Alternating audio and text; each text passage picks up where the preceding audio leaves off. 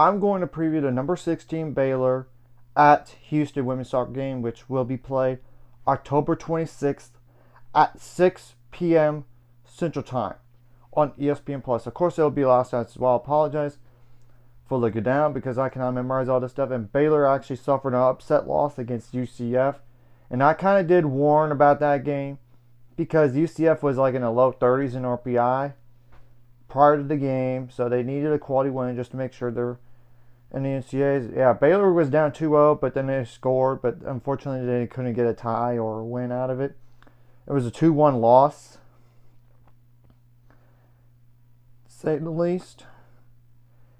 And they did actually have Azul Alvarez for the game, but no Hannah Augustin for the game. She was not even listed as a starter or playing in anything like that. I don't know what's going on there. And Rena Jemison did not play even still. So we'll have to wait and see about those two. And I do not know the injury status for Houston. That's all I know. Thus, Baylor is 11-3-2 on the year, 6-3 in the Big 12.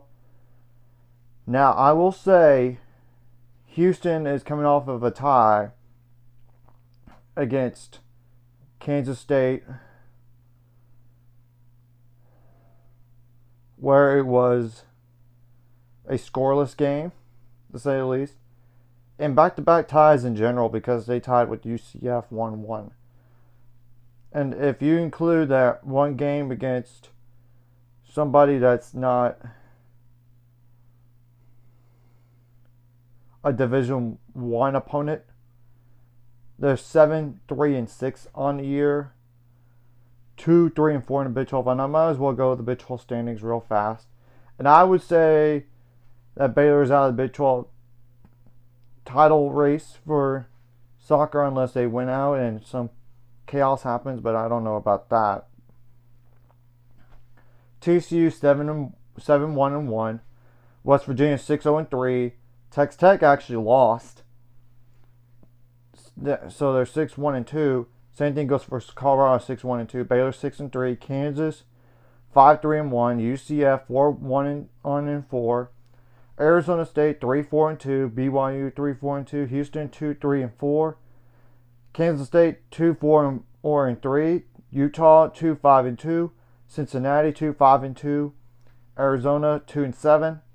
And Iowa State 1-7-1, and of course Oklahoma State's at the bottom, 8-1. And like I said earlier in the week, Oklahoma State's out of the Big 12 title game, tournament for sure. Yeah, the top 8 would be like TCU, West Virginia, Texas Tech, Colorado, Baylor, Kansas, UCF, Arizona State, BYU. Yeah. So as you could tell, this is an important game for Houston because it's only the Big 12 tournament is only for the top 8 in general. Now RPI wise, this loss for Baylor against UCF didn't really hurt them tremendously.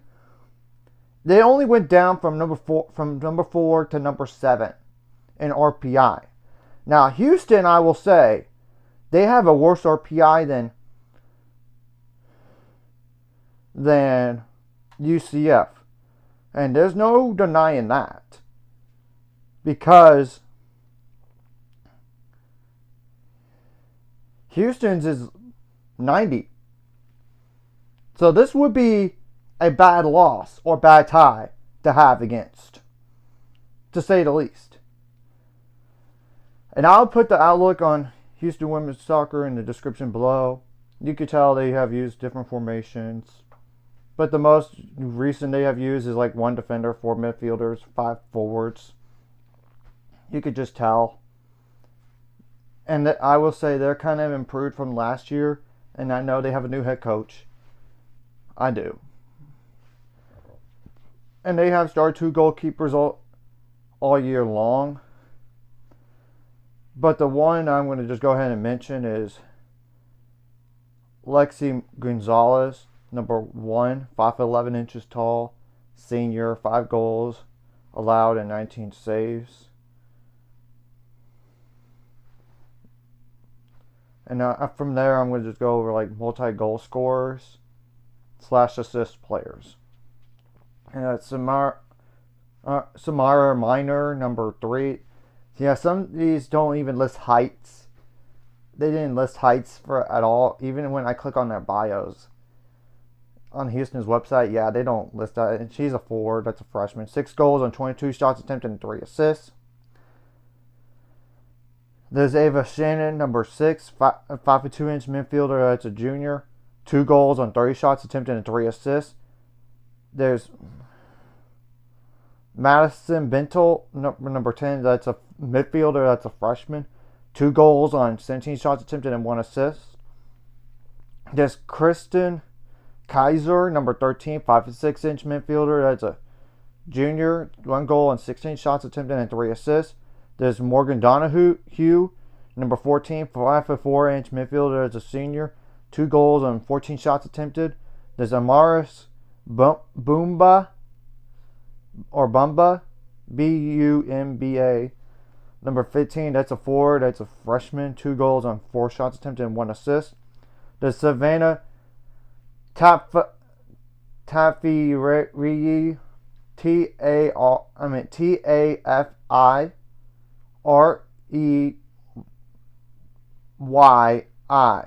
number 17, a 5'7" forward, that's a sophomore. 3 goals on 10 shots attempted. There's Casey Maddox, number 18, 5'4" midfielder, it's a sophomore. 3 goals on 22 shots attempted.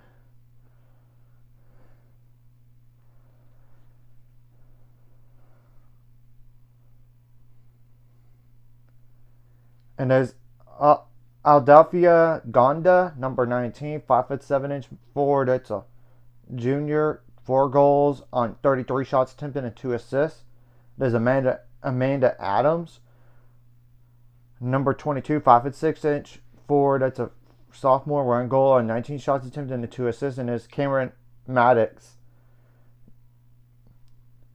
number 26, 5'3" forward, it's a senior. 3 goals on 33 shots attempted and 3 assists. And one player that hasn't changed stats for a while, I don't know, it's probably due to injury or something, is Nadia Ortiz, number 21, that's a midfielder, it's a freshman. 1 goal and 4 shots attempted and 2 assists. So you get the gist on who to look out for and all this. Obviously, whatever you did wrong last game, you got to correct for this game. And whatever you did right last game, you got to bring in this game. And what's crazy is Baylor had 5 corner kicks within 11 minutes of the game. They just didn't convert a single one. And they had more corner kicks overall than UCF and still didn't convert. At the end of the day, you got to get more behind the net. It's next player mentality in case the players are not going to play. Honestly, you can't be intimidated by the opposing team. You got to keep your calm and composure. And you don't want to get like so many 2 yellow cards in one game on one player, because that's a red card. And obviously you don't want to have a red card, because then it's 11 versus 10.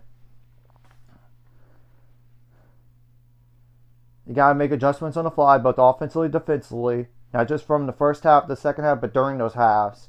And if you're dealing with adversity, try to overcome it and focus on one play at a time. You got to win those 50-50 balls in the air and on the ground.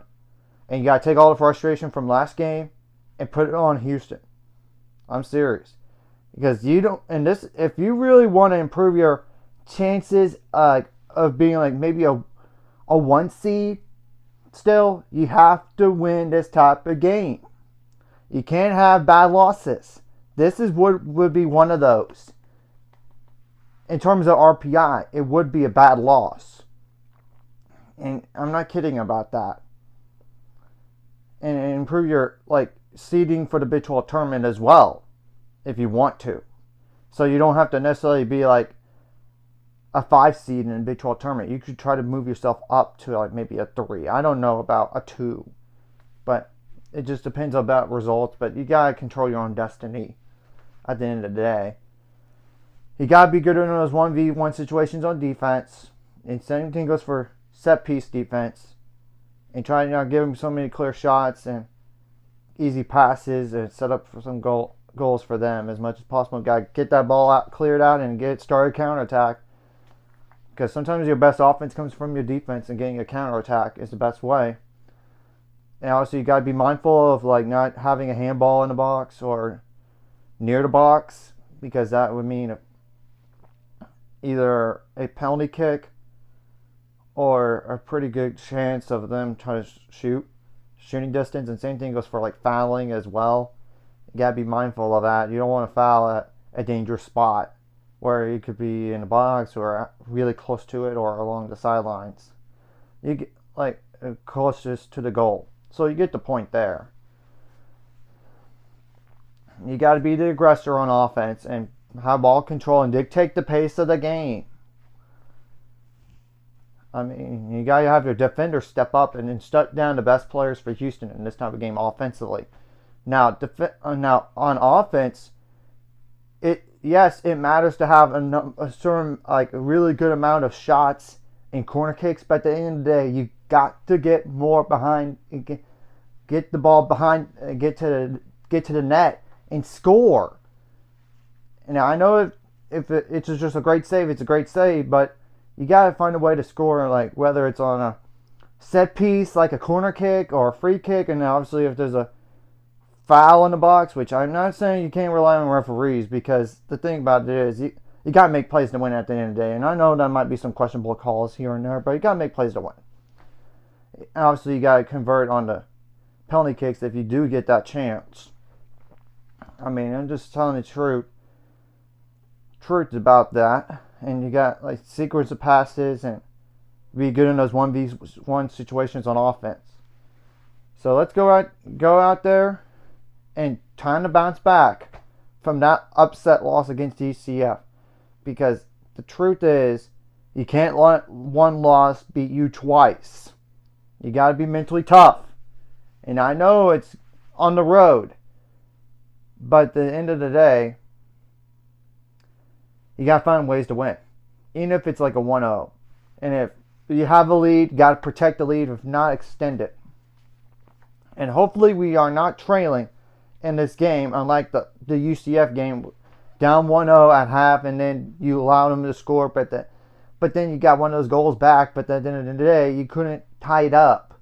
So let's not put ourselves in that position going into this game. So anyways, if you like this content, hit the like, subscribe button. See you guys later on the road to 800 subscribers. Of course, ultimate goal is to have some more money. This course, like video, comment video really helps YouTube algorithm. Some more people see us, sharing the videos helps as well. Some more people could watch. And if for watching and not subscribe, hit subscribe button for the notification bell as well. And have your key players step up on offense in this type of game.